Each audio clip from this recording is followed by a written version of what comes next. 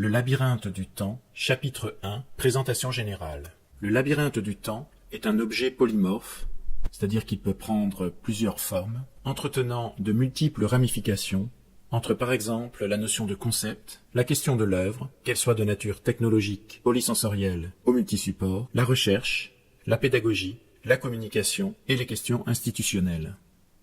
Cet extrait de la carte heuristique du labyrinthe montre les différents embranchements qui partent du centre, le labyrinthe du temps.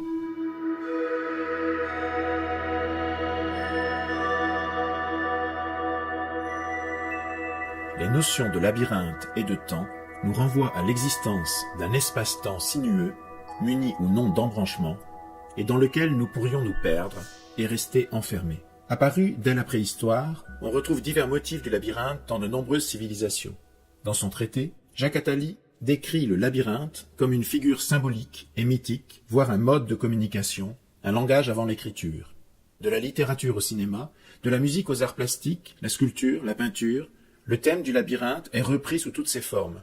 Plus encore, les mathématiciens modélisent des espaces labyrinthiques multidimensionnels, alors que les informaticiens réalisent des algorithmes de construction de labyrinthes. Comme un écho anticipé à notre projet, Abraham Moll et Elisabeth Romer proposent une phénoménologie du comportement où le labyrinthe s'apparente à toute démarche contrainte de l'homme, une forme canonique de l'espace qui serait ici associée au temps.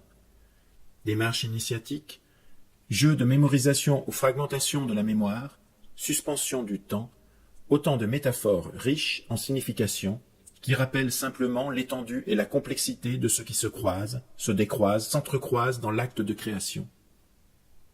Précisons qu'initialement, il n'y avait pas de raison essentielle qui justifiait le choix du titre « Le labyrinthe du temps », comme si la relation contingente du titre au projet lui-même devenait labyrinthique et imprévisible, voire énigmatique, à l'écoute de l'émergence possible d'une esthétique du labyrinthe.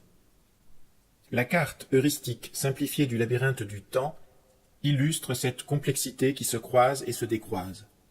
Elle montre aussi l'importance de mettre en relation différents facteurs qui participent à la cohérence d'une création.